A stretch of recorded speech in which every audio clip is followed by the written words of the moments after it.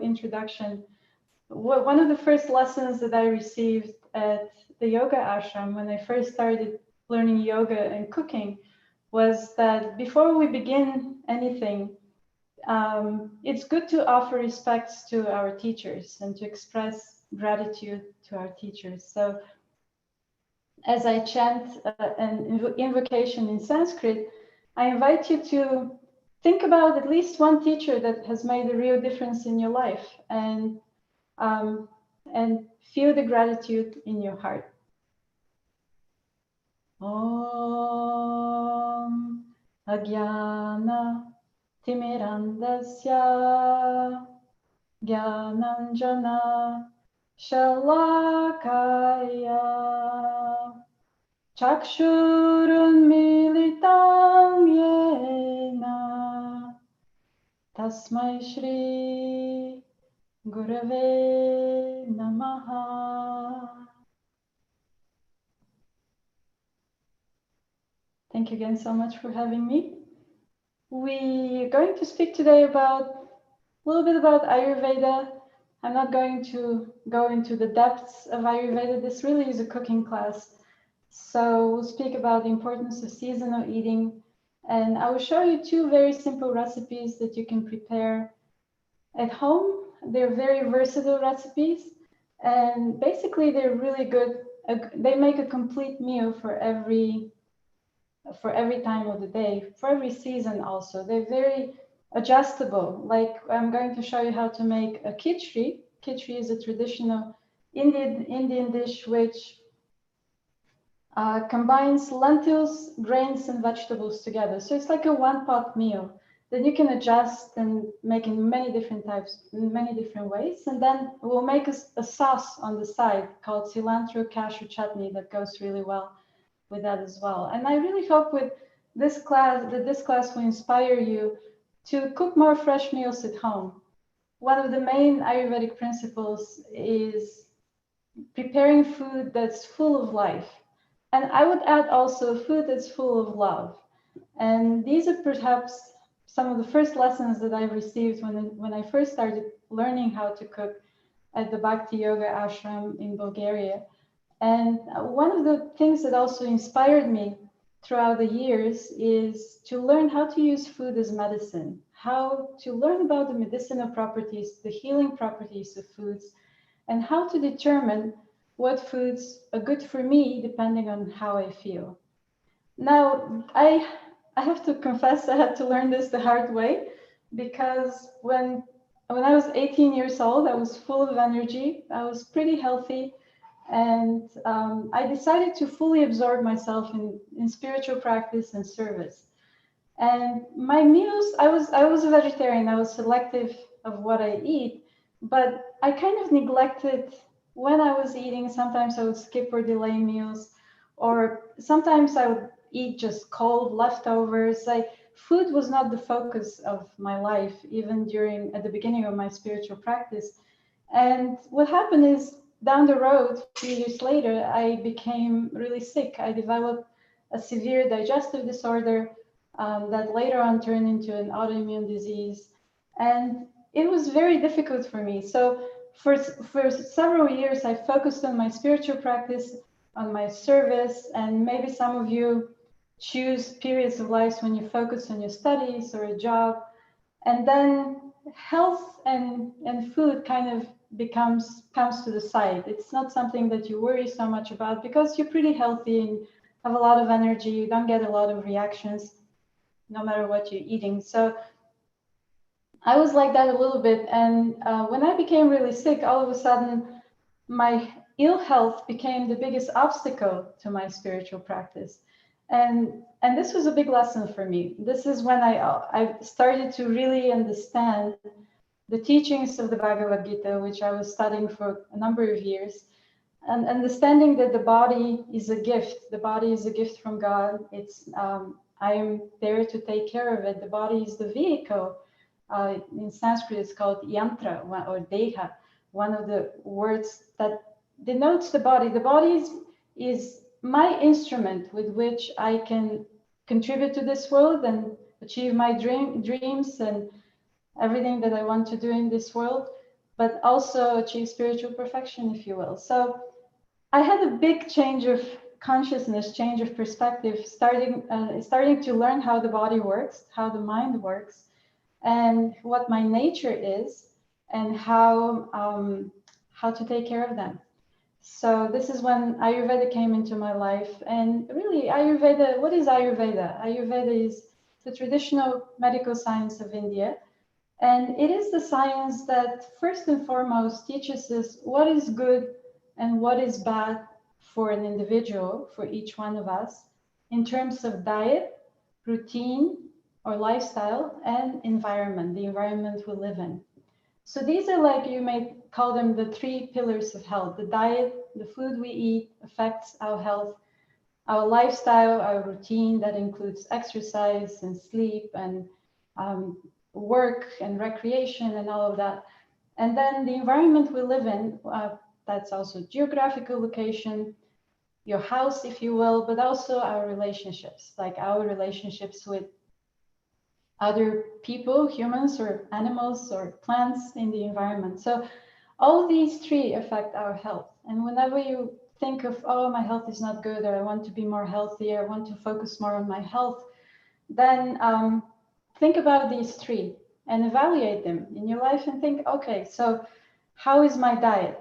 You know, what am I eating? How do I feel after I eat? Like, becoming more mindful of that will actually make you enjoy food better and enjoy life better.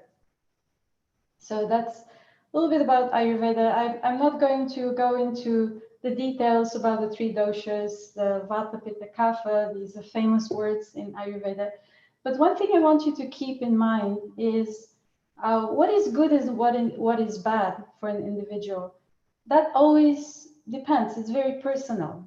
Ayurveda has a very personalized approach. So it's not one diet fits all, because we all have our own body constitutions, body-mind constitutions.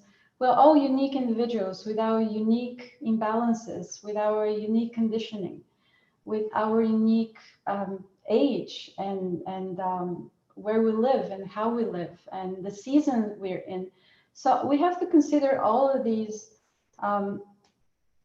attributes in order to determine what do I need right now, what's good for me right now, and what's bad for me right now.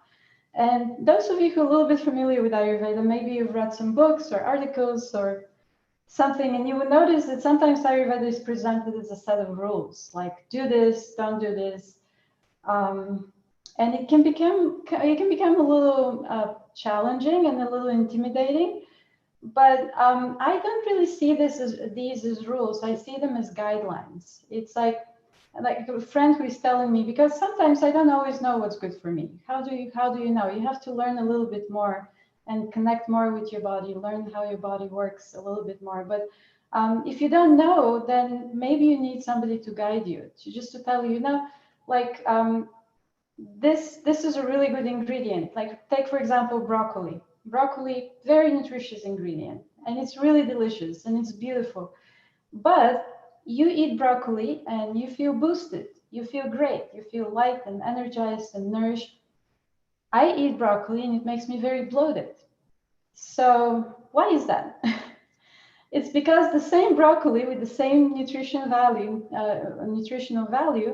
it goes through your digestive system and my digestive system, and depending on what's going on in that area, we both of us digest the broccoli differently. So Ayurveda always looks into not just the nutrition value of food, but also how it is digested. That's why Ayurveda always speaks about the importance of digestion and noticing what you're able to digest well and what you're not able to digest well. And believe me, our power of digestion also changes with the season. So as I want to start cooking very soon, but because the Kitri would take 30-40 minutes to cook and we only have 1 hour. But while the Kitri is cooking, we can continue to talk about seasonal eating, and especially now, what's good to eat and what to favor and avoid in this season to stay in balance. So another thing I want you to keep in mind is the golden rule of Ayurveda is that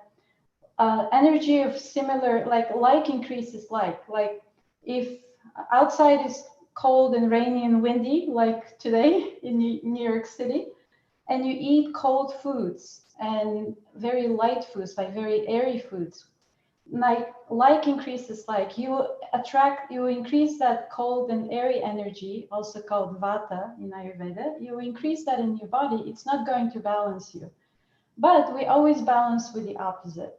So it's cold and rainy and windy outside. What are you craving? Are you craving salad or soup? If you're craving soup, you're on the right track.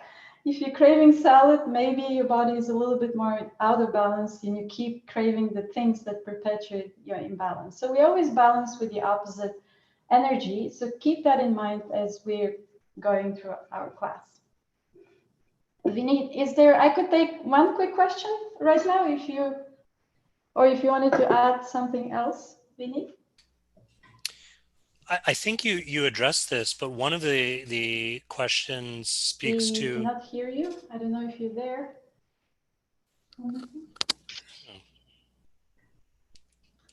Vinit, we can hear you now. Okay. Divya, can you hear me? Yeah. Okay, sorry about that. You may have just addressed this, but for clarity's sake, because I notice a lot of the questions seem to be revolving around this. This question of when we talk about addressing imbalances, are we eating for the imbalance? Are we eating with the season in mind, or are we doing both at once? And kind of a related question is for many of us, Ayurveda has become so synonymous with this idea of the three doshas. Yeah. That there maybe sometimes is an assumption that, well, doesn't it all depend on what your predominating dosha is? All right. Well, actually, it's good you bring this up because balance depends on all three. So it depends on your dosha, or actually the better word is your prakriti or your constitution, like the exact combination of energies that like the airy, fiery, the space, air, fire, water, and earth, these 5 elements, they're energetic in the body.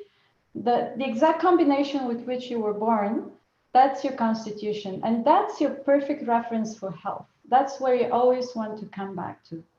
And then dosha literally means fault. It means weakness in Sanskrit. So the dosha, the things that you need to work on, whatever you're in balance, whatever dosha is out of balance for you right now, and this constantly changes, that's what you need to work on. That's what you need to balance to bring yourself back to your perfect reference for health. Does it make sense? Thank you. That's really clear. So, because for example, let's say I'm Vata Pitta, that's my constitution, but I wake up in the morning and I'm feeling very sluggish and I have a lot of mucus and I'm feeling really heavy, even though I'm not overweight, like that's kapha imbalance. That's the earthy air and water and earth elements. So my constitution is Vata Pitta, but currently I'm very congested. I have kapha imbalance. So I have to eat the foods that will balance my kapha today, because Vata and Pitta both balanced by sweet foods, by sour. Vata is balanced by salty taste, sour taste. We'll talk about this a little later.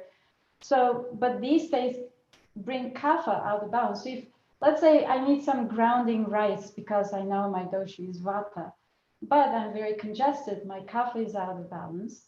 So if I start eating rice, I'll get even more congested because rice will congest me because my kapha is out of balance. I really hope this makes sense, but you always want to eat for what's out of balance for you right now to bring yourself back to perfect balance. And also eating with the seasons. Let's talk about the seasons a little later as soon as we start cooking.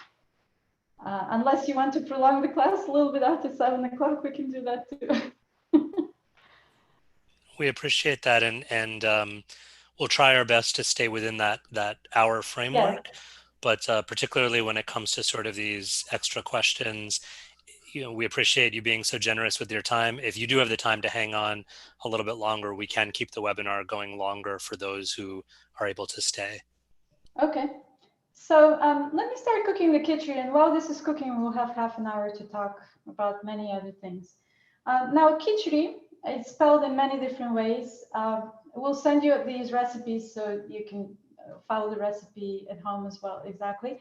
But Kitri, it's a Hindi word which means a one-pot meal. It's like a mix. So, of course, I'm talking to the Hindu Life program. You speak Hindi a lot better than me. But, Kitri is usually a combination of lentils, grains, and vegetables. Sometimes you can skip the vegetables and just have lentils and grains.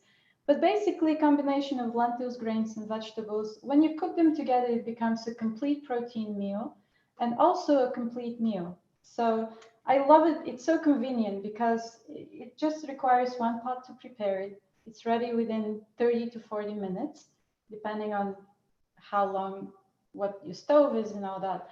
But it's very comforting food. This is perhaps the healthiest comfort food you can get. It's very creamy and warm and smooth, and when you eat it, you just feel like it's like almost like it helps reset your whole body. So if you've been very stressed out or exhausted or recovering from illness, Kitri really helps recover the lining of the gut. I can tell you so many stories about students and clients having irritable bowel syndrome and many other problems that Kitri was very helpful for them. You can also use Kitri as a detox, especially now in the fall. It's a very good time to do like a nutritional detox to kind of give a break to your digestive system. And you can just make this recipe and eat it all day long, and this will be considered a detox.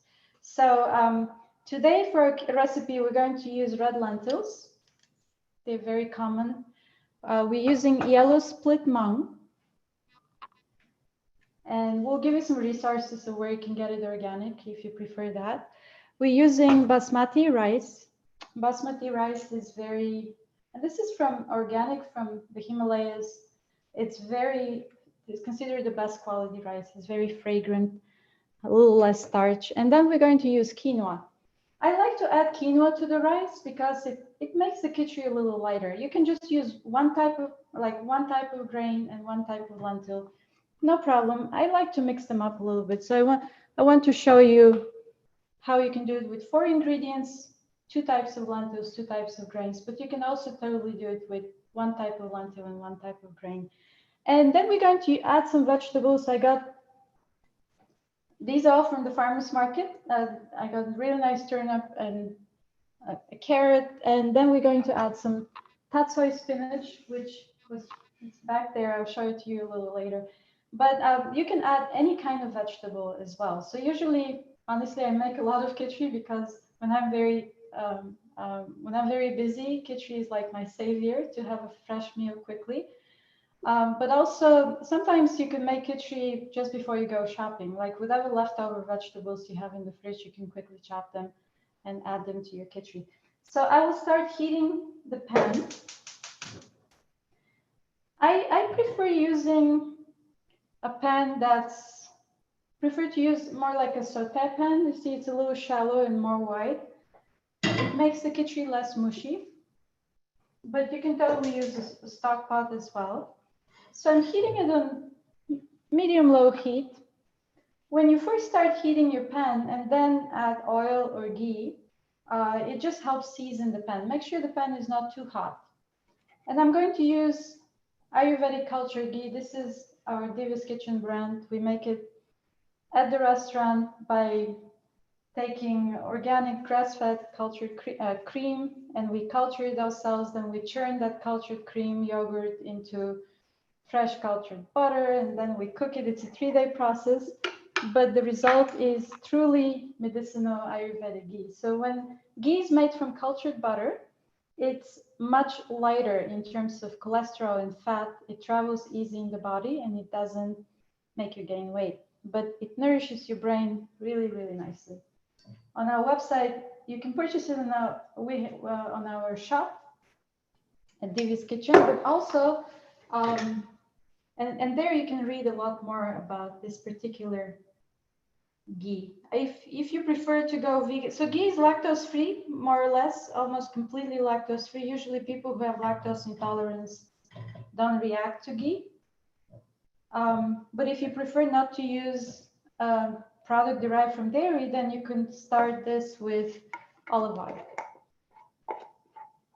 Ghee, I love ghee because it's so nourishing and it's also very, it has a high smoke point, so you can cook with it on high heat without burning it, which is another very important thing to remember when you cook. You don't want to burn your oil.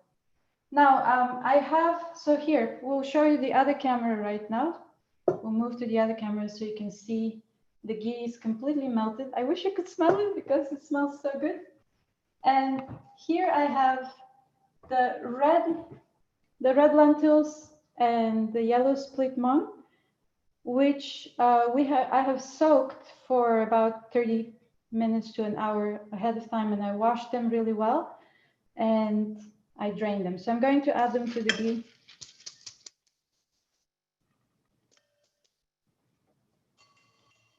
And then I'm going to add the washed and drained rice and quinoa. So I'm using 1/4 cup of each right now, and this will be enough for 3 to 4 servings, depending on how much you eat and if you're eating anything else with it. And then we'll just give it a quick stir.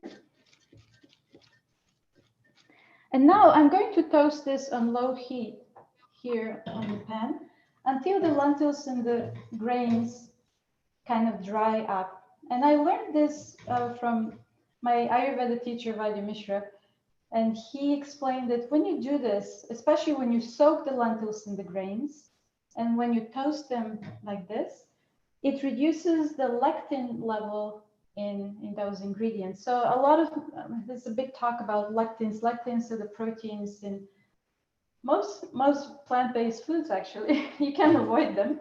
But a lot of us, I don't have this problem right now, but a lot of people have intolerance, inability to fully digest lectins. But if you're a vegetarian or vegan, you better fix your digestive system, because otherwise you have a very hard time avoiding lectins. But when you soak the lentils, soak the grains if you like, and then you dry toast them, it reduces the lectin level, makes them easier to digest. And I wanted to show you real quick a little trick here. This will take a minute or two to completely dry them. So this is a very easy way to rinse any kind of grains, lentils, even leafy greens. You can do that. So I have a bowl with water, I have a strainer, and I usually do this in the sink under running water, and I just gently move them around. Ideally, you want to rinse your lentils and grains until the water is completely clear. That will get you, in this way, you get rid of a lot of the starch, which can also be hard to digest. But see how easy it is to lift everything that's in the strainer, and then I'll throw this washing water away and then start again. And I will do it a few times until the water is more or less clear. So when you have the bowl also, you can monitor how clean your lentils and grains are and do this very quickly. So you can do this again with lentils, grains, greens. Just a little tip that saves you time in the kitchen. And also, another time-saving tip is to start some hot water before you start cooking. So I have a kettle here with hot water, and this will be my cooking water for the Kitri. And of course, if you add hot water to whatever you're cooking, it will bring it to a boil faster. So this will save you some time as well. Even in the old kitchens, I remember even my grandmother in Bulgaria, she would always have a pot with hot water going basically all day long. So whenever you needed some water, she would just go and get hot water from there. I've seen this also in Indian villages. Okay, while the lentils and the grains are still drying with the ghee, I'm going to chop a little bit of ginger. I have this beautiful fresh ginger, got it from the farmer's market. And I'll tell you the name of the farm is Fledging Crow Vegetables from upstate New York. I love talking to the farmers and asking them, so how are you today? What do you have? How do you grow it? It's a really nice connection. So you can grate the ginger. I like to sliver it. Let's see how you're seeing this. I like to sliver it. It gives a little crunch and a little extra flavor. It's a little slivered ginger. Remember to keep stirring because you don't want them to get too stuck on the bottom. They're almost there. And another little tip when you're cooking, so hold the knife like this. Let's see. Yeah, you see how my thumb is here, my finger, the other finger. So this is a safe way of holding the knife. Don't do this. This will actually, you can injure your wrist, and it takes a lot more energy in your hand when you put your forefinger on top of the knife. So this is a safer way. And whenever you're chopping anything, your supporting hand should always be, the finger should be always tucked in. The first time I went to a knife skills class, I chopped my finger and I'm like, yes, because I didn't tuck it. I don't do this anymore. Learned my lesson. Okay, so I want to show you, I don't know if you can see clearly, but basically the lentils and the grains look pretty dry. I'm going to add the ginger. Ginger is so good for your digestion, and ginger also reduces the gassy properties of lentils. So when our digestive system is a little weak, we may get, gassy reactions when we're eating lentils. And ginger always helps with that. So usually whenever I'm cooking lentils, I always add a little ginger. Another ingredient I would add is fresh curry leaves. See if you can get the other camera. This is from I have a big curry plant at home, and I never have to buy curry leaves again. But you can purchase this from Indian grocery stores. I've seen them also in Asian grocery stores. They're very, very aromatic. And curry leaves are also cooling for your liver. They're detoxifying for the liver. Mine are very small, so I'm using a little bit more. I wish you could smell them. They smell so wonderful.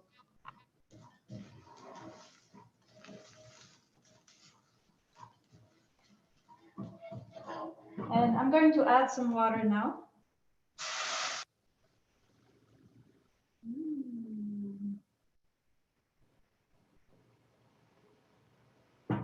Get the cooking going. In my recipe, you'll see I suggest toasting the turmeric and ginger and curry leaves first, then adding the grains and the lentils. That's also fine. You can do it in this sequence. It works both ways.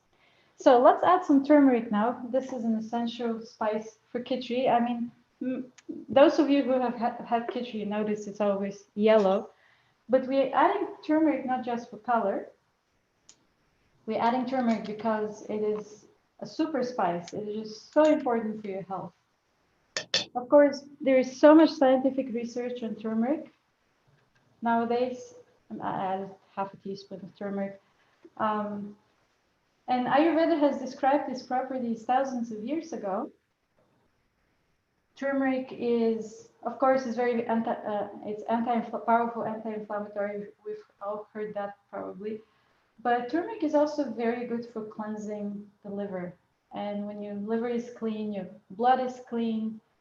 When your blood is clean, your skin is clean and glowing. So turmeric is very good for enhancing complexion. That's one of the names in Sanskrit is Haridra, which means to enhance complexion, makes you glow more. And turmeric is also very good for thinning the bile. So a lot of us have digestive issues because our bile is too thick and not moving properly, and turmeric is a great spice to use. But it's always very important to cook with turmeric. Don't just add it to smoothies. Don't drink it in tea, even it could be too heating for you. because turmeric is heating and drying, it's always good to cook with it. So you heat it, and also you add some oil, some fat to it, and in this way you balance the heating and drying properties of turmeric. I want to put everything in this pot, and then we can take a couple of questions. I want to show you also what it looks like at the beginning stage, and then we'll see in the middle and then in the end. One more spice I want to add is fennel, ground fennel. Oops. We just ground it fresh. I always recommend to grind your spices fresh. Fennel is a very, very nice spice for your digestion. It helps strengthen it, or if you have very strong digestion, you're always hungry and you never get enough food, you're hungry every 2 hours, fennel will help balance your digestive fire. It's also very good for reducing bloating. It helps with coughs. I love fennel in so many, I use it in almost everything. Fennel is also a cooling spice when it's used in small quantities. So because ginger and turmeric are heating, I'm adding cooling spices like fennel and curry leaves. That's another reason I'm adding them to the kitri, not just for flavor, just to balance the heating properties. So when you're cooking Ayurvedically, you always want to keep in mind, is this going to be too heating for your liver or cooling? And the liver is a hot organ. You don't want to overheat it. Most of us have challenged livers already with our stressful lifestyle and pollution and pesticides in the food and who knows what else. So take good care of your livers. And the vegetables, again, I have some chopped turnips from the Savoie farm. They're really nice couple, husband and wife, that made this farm. And these are carrots from their farm as well. So I chopped them about 1/2 inch size. They were so clean, I didn't even have to peel them. They were so fresh, I could just scrub them a little bit and they were ready. And let's add some salt. I have the Soma salt here. This is my favorite salt. It's from Chantica.com. It's Vitamishra's online store. We'll send you the link about this. And Soma salt is white Himalayan rock salt. It's very white, but it's not refined at all. It's very rich in minerals. It has a really good ratio of minerals, but it has less, it's more white because it has less iron. So iron is a very heating element for the liver. So it has less iron, but still very good ratio of potassium, magnesium, calcium. So this is the preferred salt in Ayurveda because it's not so aggravating for somebody who is very fiery. So let me just show you what the kitri looks like right now. You can see it's very watery. Everything is still uncooked. Looks like a soup. But all of this is going to absorb the water and it will become very creamy. So I'll just put it on the back burner here. Bring it back. I'm going to bring it to a boil. As soon as it starts boiling, I'll lower the heat, cover it, and let it simmer. And that's also another aspect of Ayurvedic cooking. We never really cook on very high heat, unless you're boiling pasta or something. But in general, when you're cooking soups and stews, even when you're sauteing vegetables on pan frying, you don't want to use the highest heat. You want the maximum you want to go is like medium high, maybe if you're stir frying. But when you simmer the ingredients and cover it, then all the flavors remain in the pot. My teacher used to joke, he used to say, if you cook your food uncovered, then your house will smell really nice, but your food will be a little bland. So we want to keep the flavors in the food. So it's boiling now. I'm going to cover it and let it simmer peacefully. We'll check it in about 10 minutes and see if we need to stir it or add more water. So I can take a question or two now. Great, Divya, the questions are pouring in. I hope you can hear me okay. Yes. Okay, so maybe we can do this sort of rapid fire style just so we can get in as many questions as possible. There are a couple of questions coming from folks perhaps who are more familiar with preparing khichdi using a pressure cooker. Mm-hmm. And so what is your thought on pressure cookers and using them both for khichdi as well as other preparations? My teacher Vladimir, I was a little suspicious about pressure cookers before I met him, but he said that they're good to use, especially when you cook lentils, because you can have a lentil soup in like less than 5 minutes.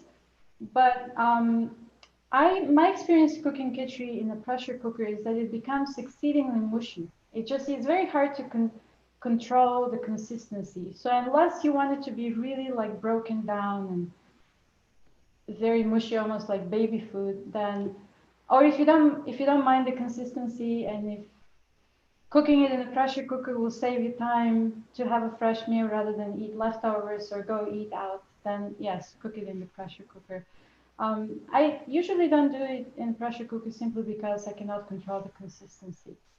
But it's okay. Yeah, you can do it, especially if it will save you time and help you prepare quick meal within less than 5 minutes. So Great. Yeah. I can also testify as a proud Indian American, and as an Indian American kid, I ate a lot of pressure cooker khichdi, particularly when I was feeling under the weather. It was something that was a go-to in my household.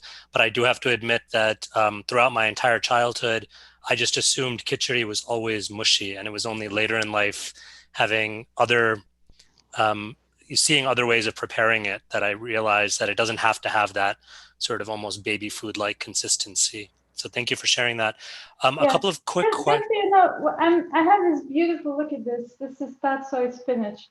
$4 from the farmer's market, completely organic. I was so happy to see this. It's almost like cold meat. So we'll add this. These are leafy greens, of course. They cook very quickly, so we'll add them in the last 5 minutes of cooking our khichdi. And that's also something you can do. Like if you want to add zucchini or asparagus or other quick cooking vegetables, you can add them later, not in the beginning, so they don't overcook. So while we're answering questions, I'll prep my greens. Sounds good. There's a couple of questions specifically around fennel, both using fresh fennel as an ingredient in the khichdi, as well as perhaps the benefit of fennel after the meal, whether the meal is khichdi or something else. Yeah, that's a really good point. Well, fresh fennel, I don't know how you can get fresh fennel seeds unless you're growing them. Do you mean dill, like fresh dill? Because dill and fennel, they're slightly different. But I've never really used fresh fennel because I haven't gotten my hands on it. But yes, eating fennel seeds before or after your meal, this is a traditional Ayurvedic remedy. And in my cookbook, What to Eat for How You Feel, I give digestive aids at the beginning of each chapter. My book teaches you how to cook seasonally and adjust each recipe according to the digestion you're experiencing today. But also at the beginning of each seasonal chapter, I give specific digestive aids, and all of them have fennel, but they prepare it in a different way. So definitely fennel is a great digestive aid. Thank you. Divya, you've mentioned now a couple of times the notion of things being cooling or heating. And there are Mm-hmm. some questions about that. What exactly are we referring to when we're talking about something having cooling properties or heating properties? That's a really great question. Thank you for asking that, folks. So Ayurveda speaks about the attributes of food, the properties of food. Speaks about the six tastes. What is the predominant taste? Is it sweet, salty, sour, bitter, pungent, bitter, or astringent? What are the qualities? Is it soft? Is it hard? Is it viscous? Is it um, um, liquid? There's so many qualities, like tangible qualities of food. And then the metabolic effect of food. So what happens after the food you eat goes through initial digestion? What's the metabolic effect on the liver? On the level of the liver, does it heat your body up or does it cool it down? So for example, pungent foods are very heating. Like you can eat cold tomato salad with onions and garlic, and it's cold in temperature, but you feel very hot when you eat it. And foods like zucchini, coconut, leafy greens, they're very cooling. So you can eat a warm zucchini soup in the middle of the summer, it will cool your body down. When you feel that internal heat. So that's what I love about Ayurveda. It always goes much deeper than just nutritional value. It speaks about the post-digestive effect of food. It speaks about the effect it has on the liver and not just the nutrient value. And that's why Ayurvedic knowledge is so important to help you determine what's good to eat for you, because you can really personalize it depending on how you're feeling. You're feeling cold, you need warming foods that not just warm in temperature, but foods that will warm you up on the inside. Thank you. Yeah, kind of.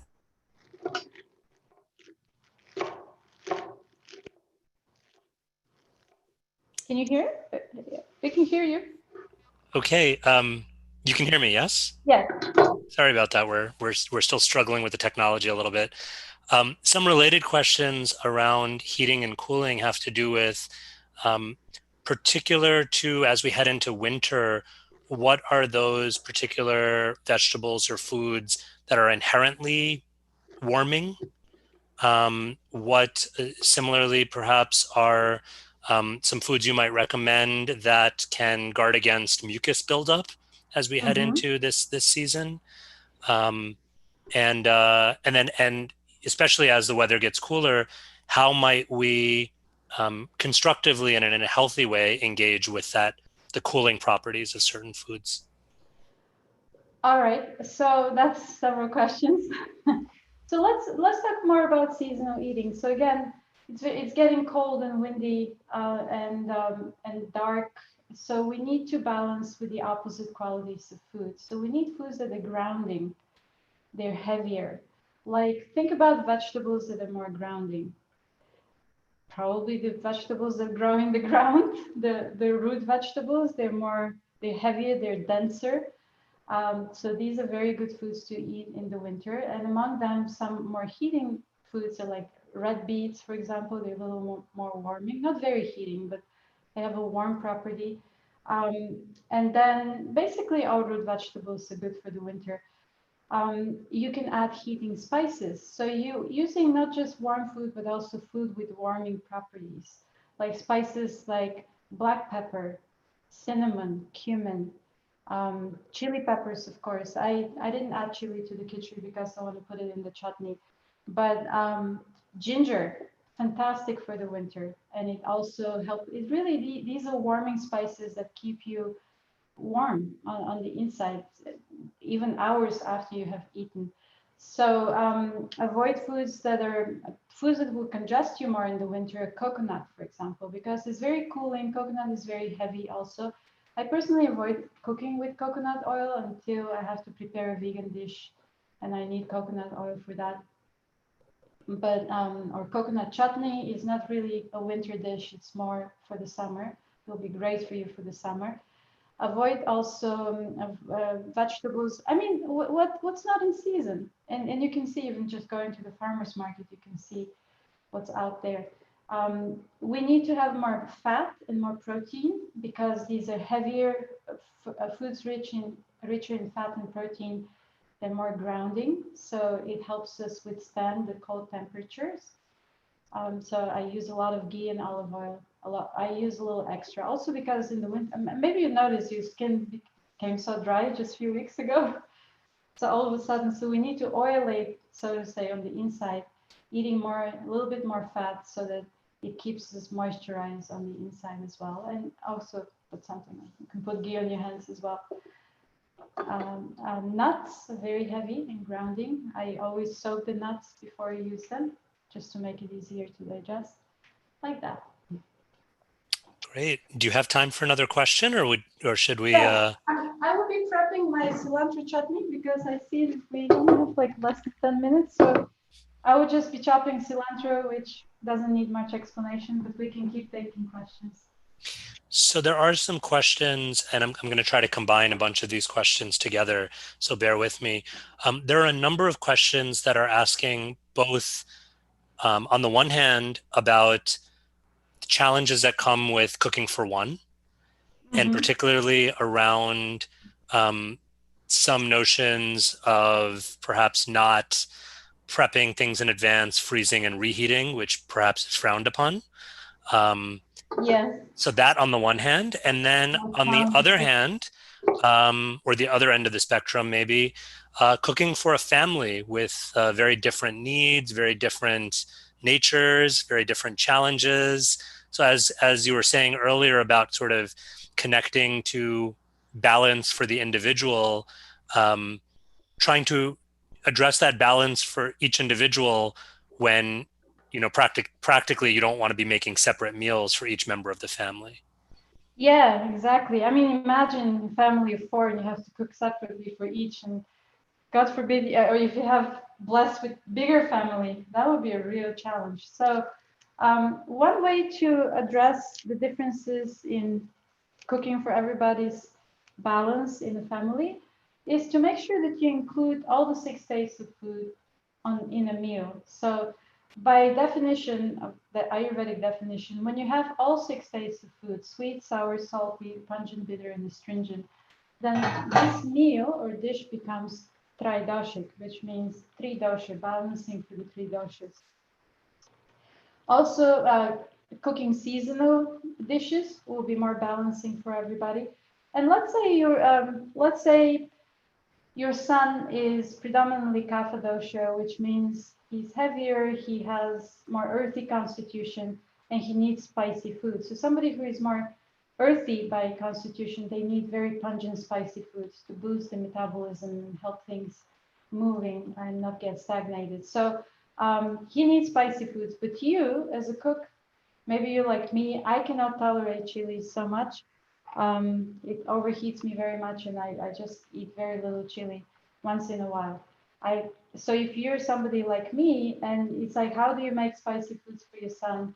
And you need less spicy, and then your husband needs something that's more grounding, something warming, like he's very vata constitution. So like right now we're making the kitri. I could have added chili to the kitri and make it more spicy. And I'm sure a lot of our Hindu life friends, they you grew up from early childhood used to chilies. So you can totally put chili in your kitri. But if you want to prepare to have kitri for somebody who cannot tolerate chili, then you skip the chili in the kitri, but put it in the chutney. So I always like to have a sauce, and that's what I'm going to do right now. I'm going to seed it. I remove the seeds. I always like to have a side dish, like a sauce, a little side dish that's more pungent. So this sauce is not the main dish, the main meal, but by adding it to the kitchen, it will be very tasty and it will give you pungency. And if you wanted to make chutney without the chili, I could have blended everything, all the ingredients without the chili, set aside a small portion for the people who cannot have chili, and then add the chili and blend it again. So this is how you can prepare balanced meals for the family and friends. I have a section in my book that I go in a lot more detail about that. So I'm adding cilantro, some washed chopped cilantro. I added some chili, ginger. Again, chutney is like a sauce that also have really good digestive properties. So it helps you, it's like a condiment. It helps you break everything down and adds really beautiful flavor to whatever you're making. And in the recipe, we'll give you, you have 5 variations of cilantro chutney. You can add avocado. Today I'm adding soaked cashews. They add really a little bit of sweetness and creaminess to the chutney. And then we'll have some fresh lime juice. We're adding sour taste.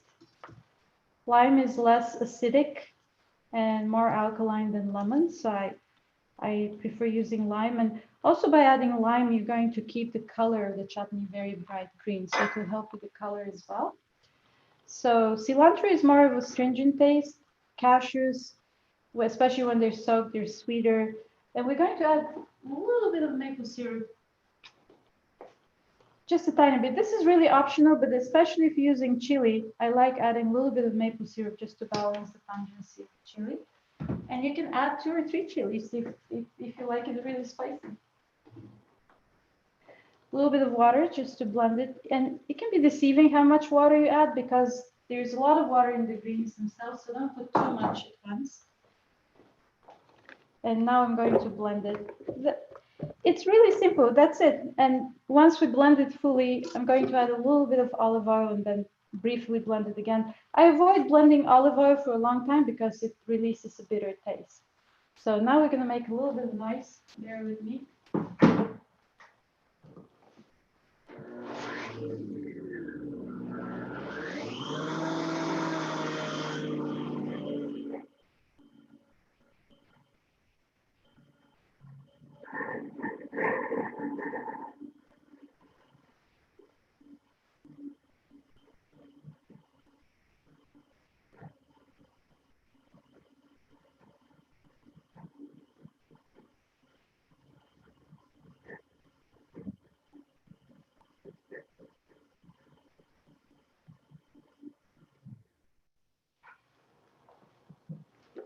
Ha. It looks so beautiful. Look at this. This is, oh, let's see. Can you see? Let me pour it into a bowl and then you can see it properly. This, it just illuminates health. It's just so beautiful and so vibrant. I add a little bit of olive oil and now we'll just briefly blend it again.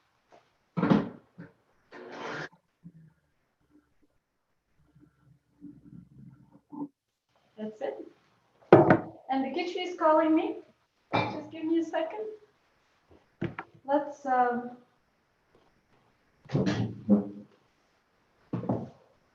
bring it. I want to show you what it looks like because it's ready for the greens. See how it absorbed almost all the water, and you can still like the lentils. I hope you can see this. The lentils are kind of broken down. I don't really see them as pieces anymore. Now I'm going to add the greens. If you're using zucchini and asparagus, you can add it at this time. They cook very quickly.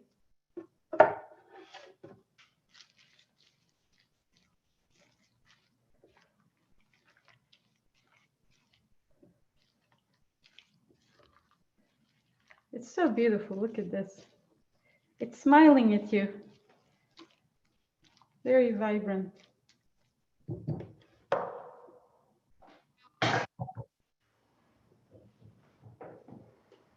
And it needs just a couple more minutes to fully cook. Now, if you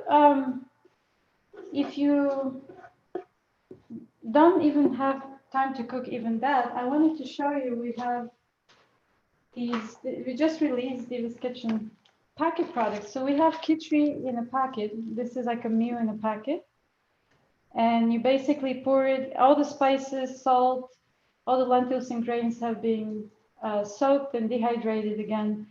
All spices are there. We have Vata, Pitta, Kapha, and Three Doshas Kitri. You just pour it in boiling hot water and it cooks in literally 15 minutes. So we have the kitris. We also have the raisin cranberry sauce. You can just blend it with hot water and it's ready. So these are also, my passion is to really make Ayurveda convenient for people and accessible. So honestly, I use these a lot when I only have like half an hour to cook and eat. So these are and also very delicious. They're very, very tasty. We also have a soup mix. And we're offering you a special promotion today. So if you wanted to try and order some of these, we're offering 15% discount. There's a special code you can use for your purchase and also free shipping until the end of the month. So if you want to check them out and try, if you're intimidating to start Kitri from scratch, you can just try pouring the packet and see if that works for you. Vinny, how are we doing on time? I know we're close to. So we're doing okay. We are kind of past the 7 o'clock mark, but it seems like folks still are sending in the questions and want to see where our Kitri journey is going to take us. So we can hang on and take it perhaps another 15, 20 minutes. And for those who do have to leave early, we will make sure that we will send out the link to the recording on YouTube, and you can always watch or rewatch at your leisure. So here's our, thank you for the extension. This is our cilantro chutney, bright green. It's a cilantro cashew. It's really yummy. The cashews give this very special texture to it. Sometimes we'll make the cilantro chutney, cashew chutney for catering, and people will sign up for a cooking class just to learn how to make it.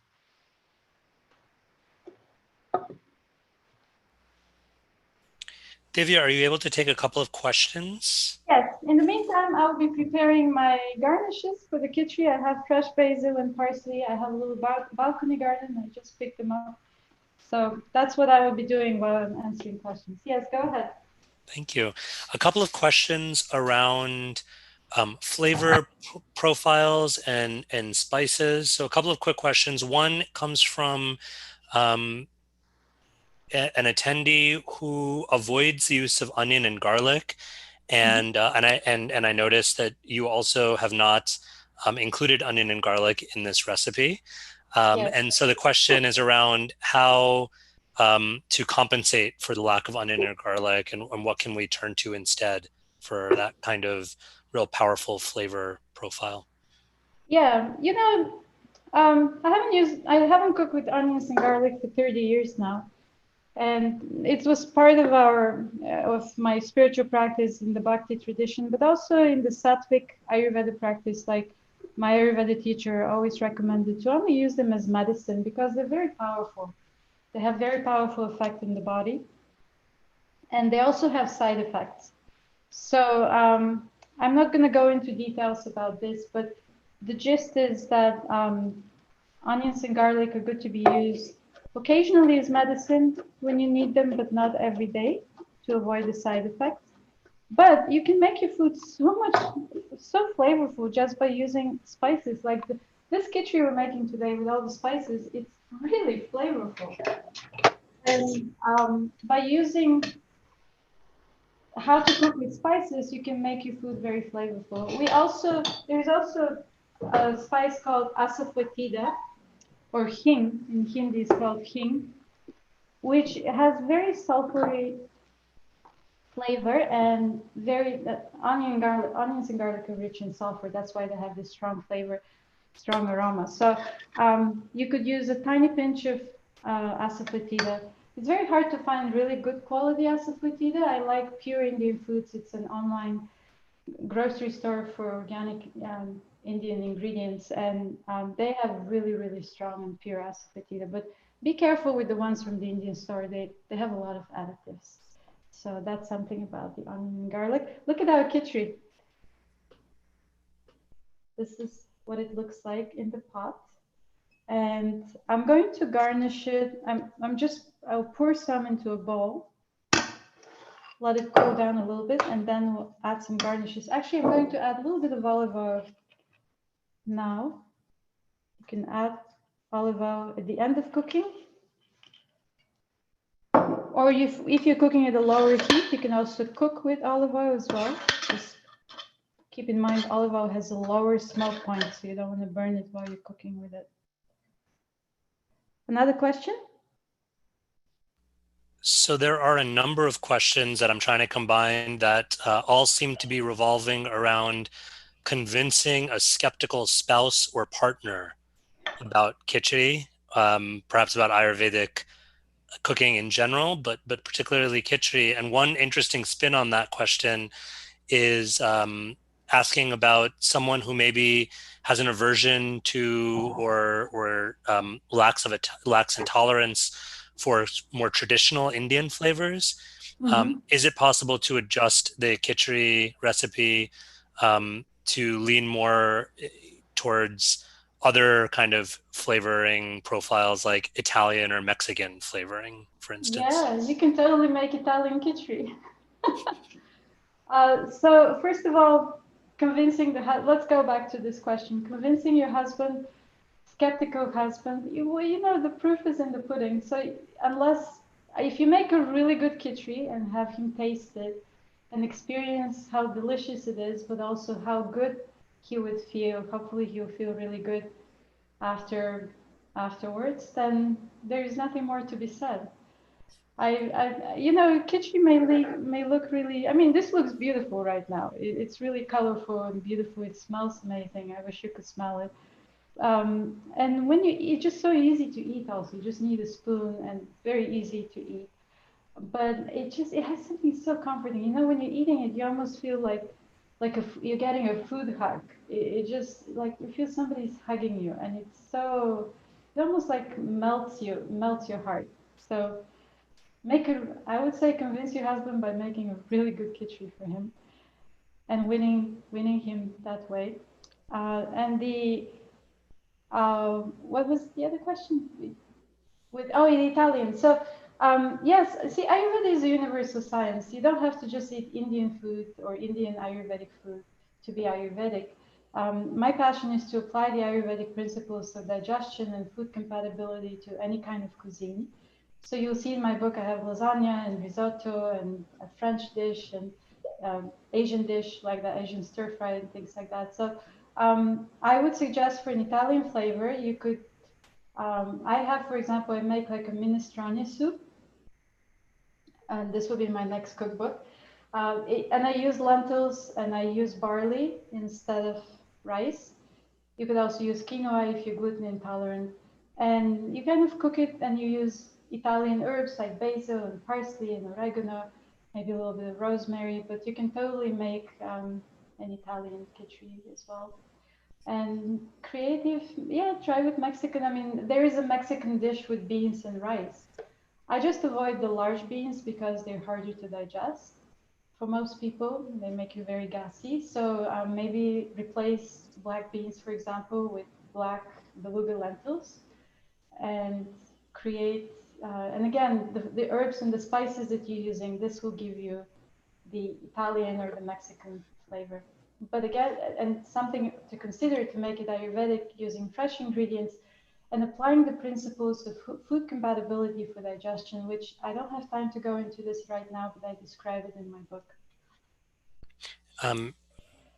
In that spirit, do you have any thoughts on, is there a limit to the number of vegetables that one can combine in a khichdi according to Ayurvedic principles, or is it really the more the merrier?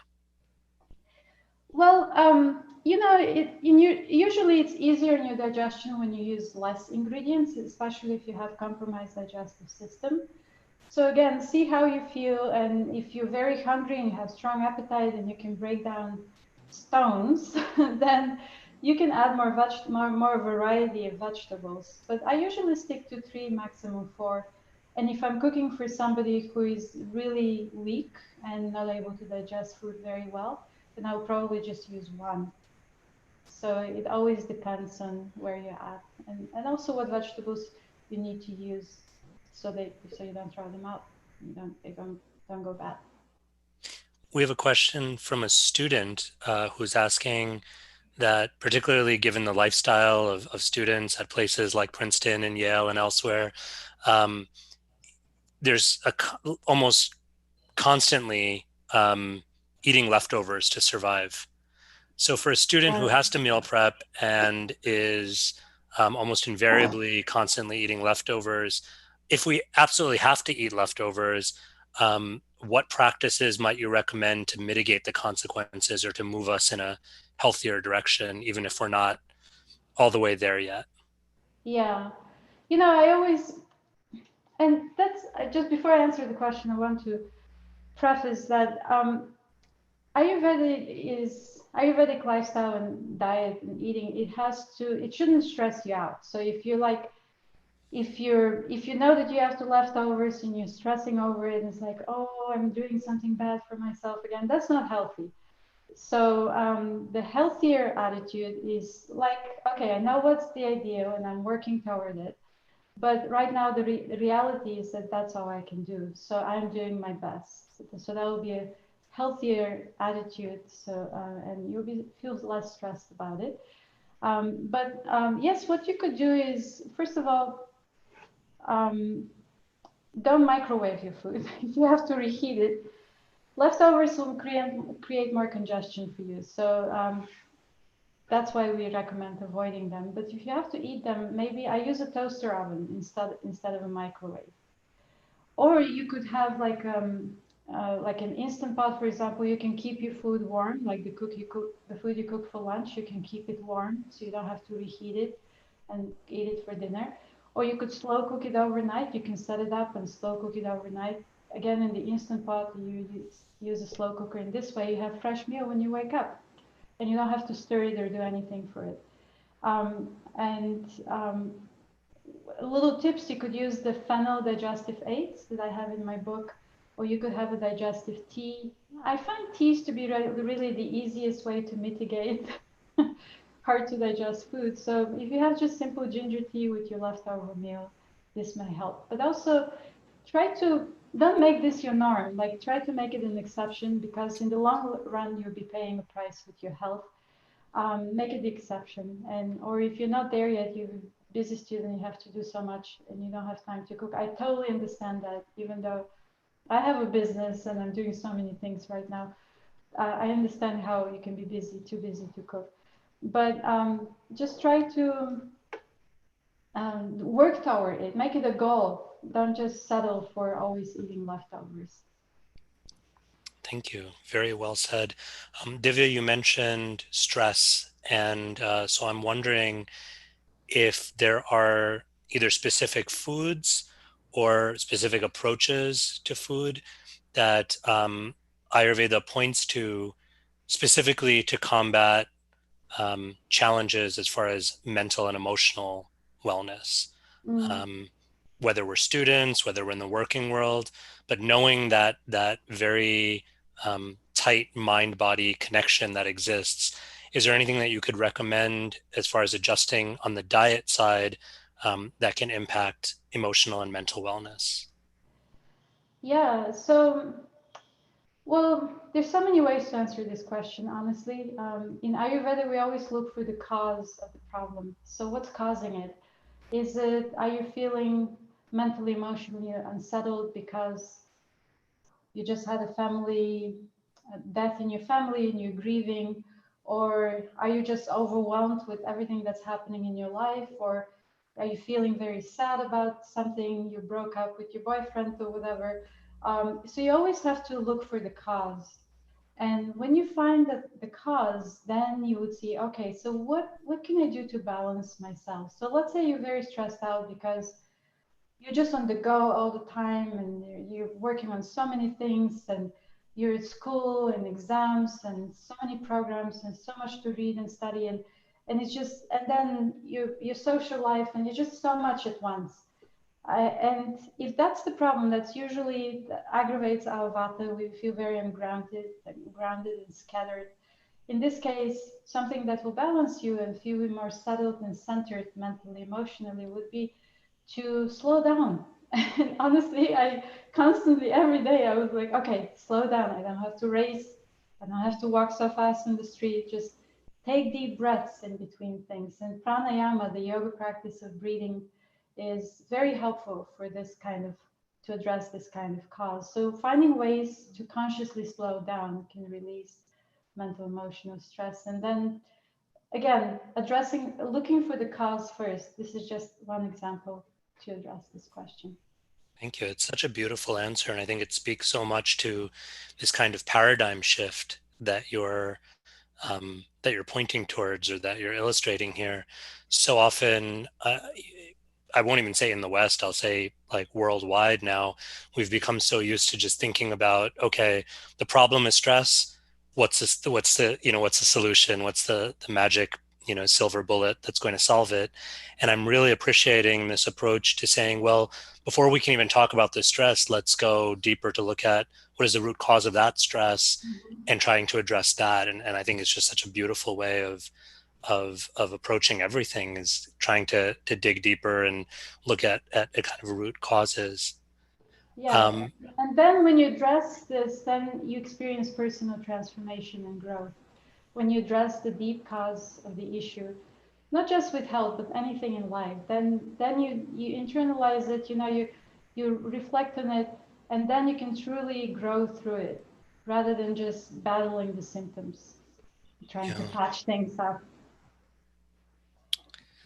Divya, someone shared a comment to me privately that I think is so resonant probably with many of us. And it's just a sort of a reflection or an appreciation of how your presence, even through this Zoom screen, which can be really challenging, but how your presence so much in the kitchen feels like a very spiritual experience. It feels like we're kind of Oh, witnessing a form of meditation, even. Can you speak to that a little bit? I hope I'm not putting you to sleep.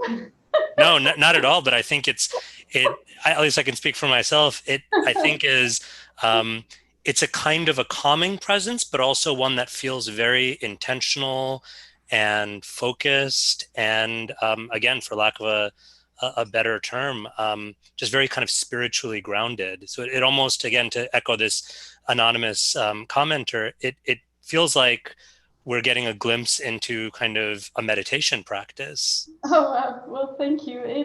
It is, cooking is a meditation to me, and you know, it's a lifetime practice to continue to cultivate inner peace. I'm far from that, but thank you. I take it as a compliment, and you know, it's cooking transforms, goes beyond the feeling of doing chores when you cook it. You know, I have to cook because I have to eat.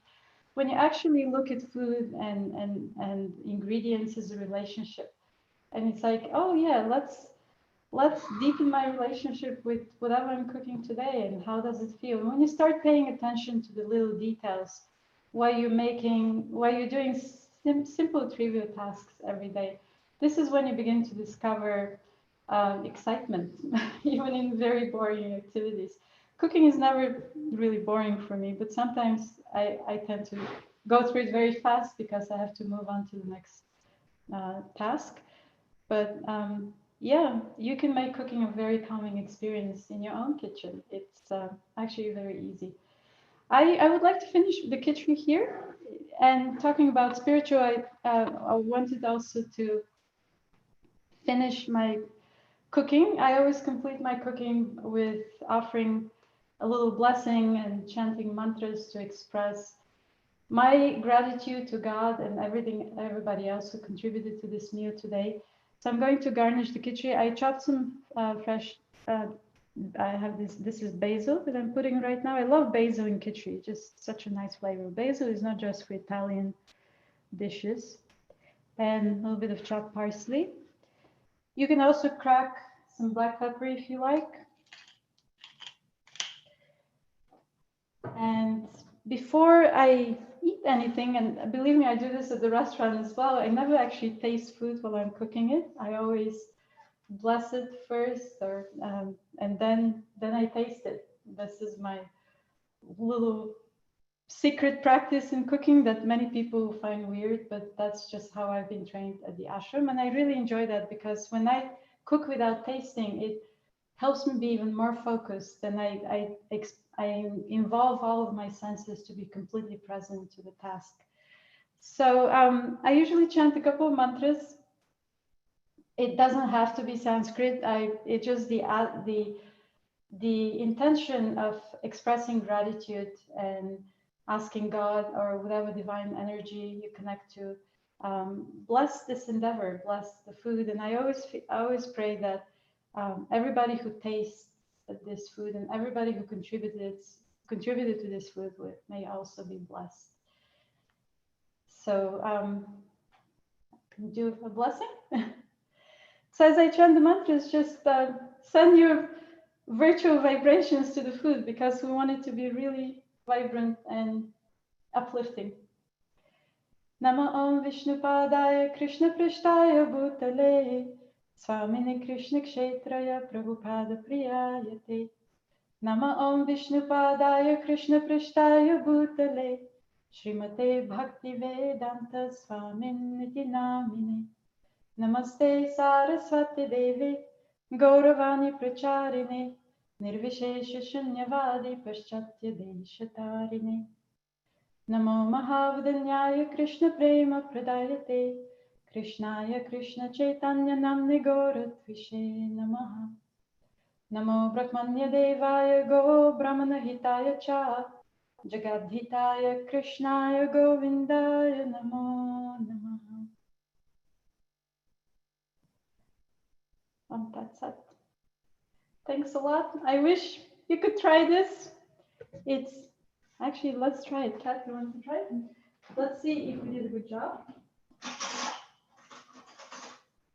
So usually before I serve it to others, I probably taste it, make sure it's a good presentation of Ayurvedic food. But also, what I was going to say, I wish there was a way for you to taste it. Kat and I are going to eat it on your behalf. We'll virtually eat it on your behalf. Here, and this is Kat. She's the angel behind the camera. She's helped me tremendously with all the technology and everything else.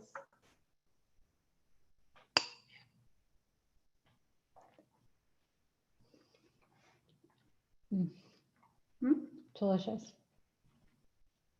You can really taste the vegetables. They're perfectly cooked. I'll probably add a little more salt to this. My husband Prentice here probably said, I want more salt. I personally like less salt in my food. So you can always adjust salt and also lime juice. If you add a little bit of lime juice, the vitamin C in the lime juice will help you digest the proteins in the Kitri. So you just mix it up and enjoy it. It's still really hot and yummy. And Divya, folks are worrying about that chutney. Where's the chutney going to come into our Kitri experience? So the chutney, you can just pour it on top and kind of mix it up. And you want to taste it and see how pungent it is and see how spicy it is. And then decide how much you want to add. You can also use this chutney as a dip. You know, you can eat it with, I don't recommend eating too much crackers, but you can use it as a dip with maybe homemade crackers. Let's see. What else can you use chutney? You don't have to just use it for Kitri. This is a great, actually it makes a really good salad dressing as well. You can add it to pasta if you will. It's a really good sauce to add to complement your main dishes. I'm happy to take more questions. It's up to you guys. Well, thank you so much. I have a feeling that we could go on and on and on because the questions keep rolling in. And I think even more than that, I suspect, although these are very good questions, I suspect the questions are also excuses to stay in your presence because it's just so warming and encouraging and inspirational to be in your presence, even virtually. But we do want to honor everyone's time. And especially yours, Divya. We know how busy you are, and yet you're so generous with your time, with your wisdom, with your talents, and we're so grateful for it. I want to also share appreciation from my counterpart at Yale, Dr. Asha Shipman, who is the director of Hindu Life at Yale University. Yale and Princeton have partnered on this program. And Asha has just privately chatted me, just heartfelt appreciation for this whole event, for Divya, for your presentation, for your presence, and for your inspiration. So thank you so much.